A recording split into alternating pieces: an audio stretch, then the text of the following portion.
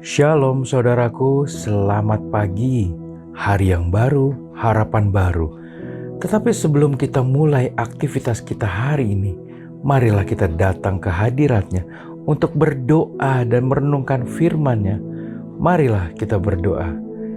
Ya Bapa, syukur kami naikkan bagi-Mu atas segala kebaikan-Mu yang telah memberi kami kehidupan hari ini. Ajar kami mengasihi-Mu lebih lagi karena diri-Mu, bukan karena berkat atau kuasa-Mu, tetapi hanya karena Engkau yang kami perlu dan kami butuhkan. Bapa, bicaralah kepada kami hari ini. Bantulah kami untuk mengenal-Mu lebih sungguh, sehingga kami juga mengetahui seberapa besarnya kasih-Mu kepada kami.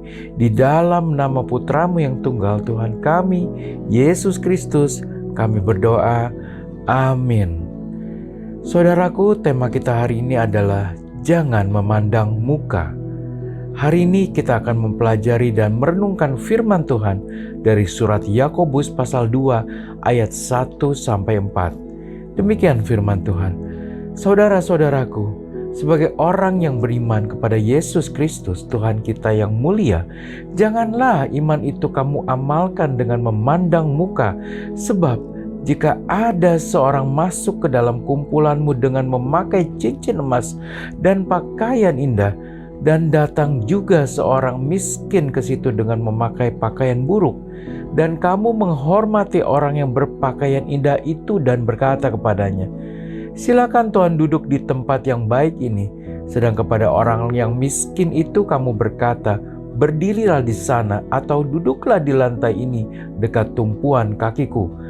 Bukankah kamu telah membuat perbedaan di dalam hatimu dan bertindak sebagai hakim dengan pikiran yang jahat? Firman Tuhan melalui Rasul Yakobus ingin agar kita mengerti dan melakukan firman secara sederhana, yaitu tidak membedakan dalam memperlakukan orang lain berdasarkan statusnya. Yakobus juga membahas masalah yang banyak terjadi di tengah jemaat waktu itu, yaitu sikap memandang muka. Sikap memandang muka adalah hal yang sudah sangat umum dimanapun, apalagi di dalam beberapa tahun terakhir ini. Dengan adanya pandemi, fenomena ini seakan makin meluas dan merata dimanapun, karena munculnya celah yang semakin melebar antara orang miskin dan yang kaya.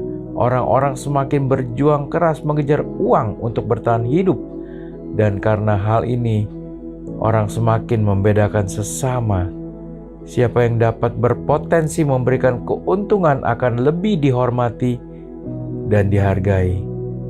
Saat ini mungkin tanpa sadar, setiap kali kita berkenalan dengan seseorang, pertama-tama mungkin kita akan mengamati pakaian yang dia kenakan, sepatu yang dia pakai, merek jam tangan, serta jenis mobil yang dia kendarai.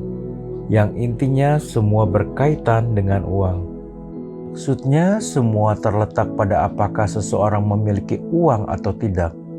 Jika seseorang tidak punya uang, maka ia akan diremehkan dan dilecehkan oleh orang lain. Jika Anda punya uang atau kedudukan, maka Anda akan disanjung, dihargai, dan diterima oleh semua orang. Oleh karena berbagai tekanan tersebut, maka sangat nyata saat ini banyak orang berpura-pura makmur agar tidak diremehkan oleh orang lain.